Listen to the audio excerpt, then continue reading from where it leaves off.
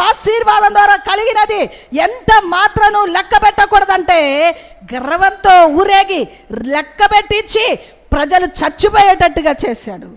ఈ వ్యక్తులే ఈ రెండు భయంకరమైన పాపం చేసిన ఈ వ్యక్తికి అనేక ప్రజలు చచ్చిపోయేటట్టుగా చేసిన ఆ బిడ్డని, ఆ కుమారుని దేవుడు అంటాడు, ఈడు నా హృదయానుసారుడు, ఈయన నా హృదయానుసారుడు. కారణం ఏంటి?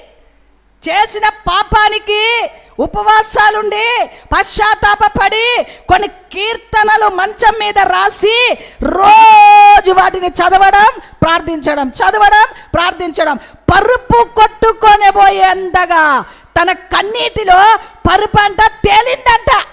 అంతగా ఏడుస్తే తన పాపాన్ని క్షమించి ఈయన నా హృదయానుసారుడు అని దేవుడు చెప్పాడు. ప్రియ